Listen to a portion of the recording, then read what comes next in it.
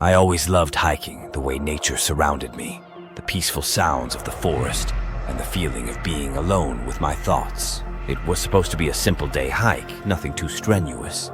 I had no idea that it would become a nightmare I could never escape from.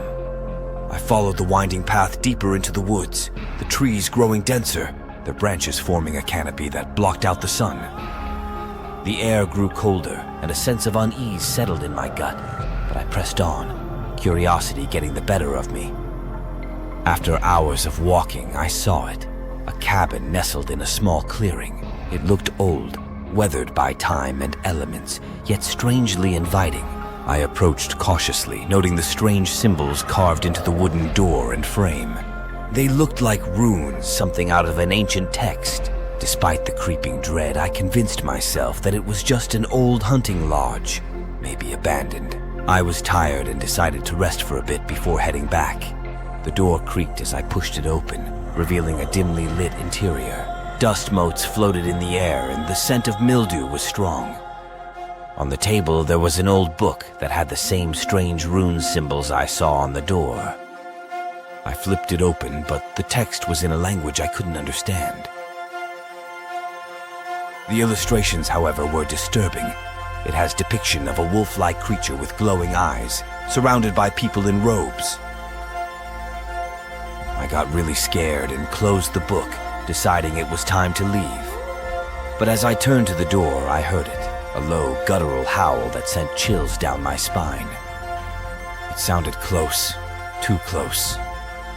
Panic set in, and I ran to the door, but it wouldn't budge. Frantically, I searched for another way out, but the windows were barred, and there was no other door. The howling grew louder, more insistent. Then I saw them, figures emerging from the woods, cloaked in dark robes, their faces hidden. They surrounded the cabin, chanting in that same unknown language. My heart pounded in my chest as I realized I was trapped.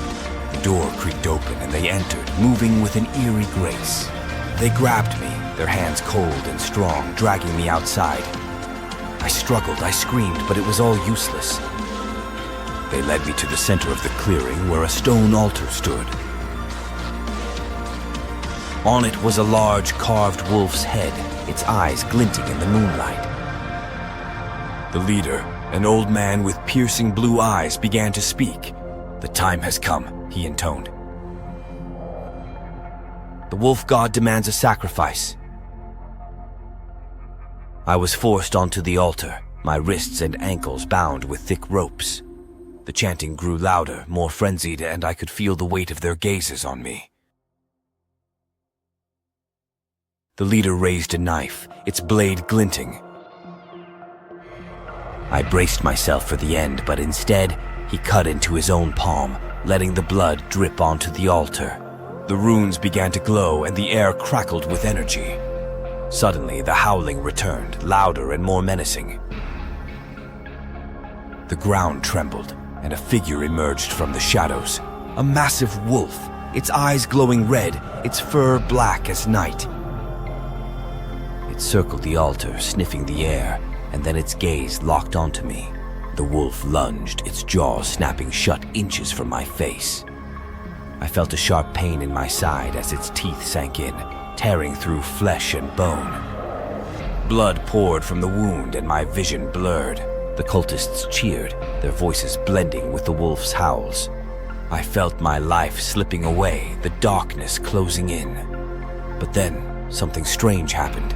Instead of dying, I felt a surge of energy, a primal force coursing through my veins. The pain lessened, replaced by an overwhelming hunger. The ropes binding me snapped as if they were made of straw, and I stood, feeling stronger than ever. The cultists stared in shock as I transformed. My senses sharpened, my vision clearer, and my body more powerful. I looked down at my hands. They were now claws, sharp and deadly.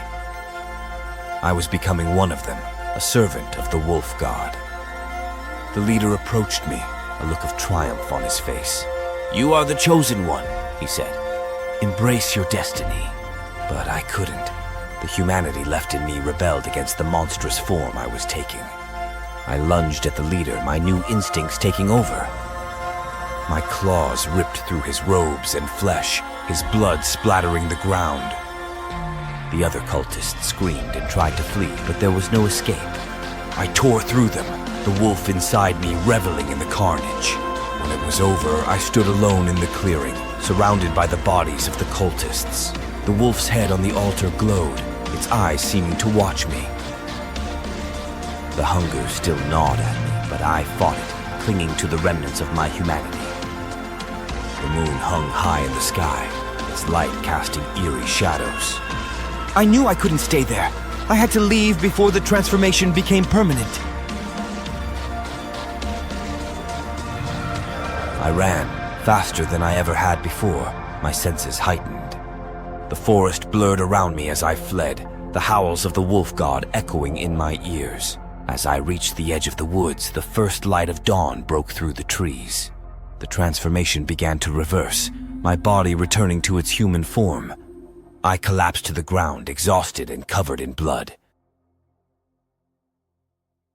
The memories of the night haunted me. The faces of the cultists and the monstrous wolf seared into my mind. I made it back to civilization, but I was never the same. The hunger still lingered, a constant reminder of what I had become. I moved to a new town, changed my name, and tried to start over, but the nightmares followed me. Every full moon, I could hear the howls calling me back to the forest. I knew that one day I wouldn't be able to resist the call. And so I live in fear, waiting for the night when the transformation will be complete, and I will become the monster I fought so hard to resist. The Death Howl will echo through the night, and I will be lost forever, a servant of the wolf god, bound to his will for eternity. The woods may seem inviting, a place of peace and solitude, but beware what lurks within. As the sun sets and the shadows lengthen, remember this story and stop ourselves from making the same mistake. Until then, sleep tight, good night, and sweet nightmares.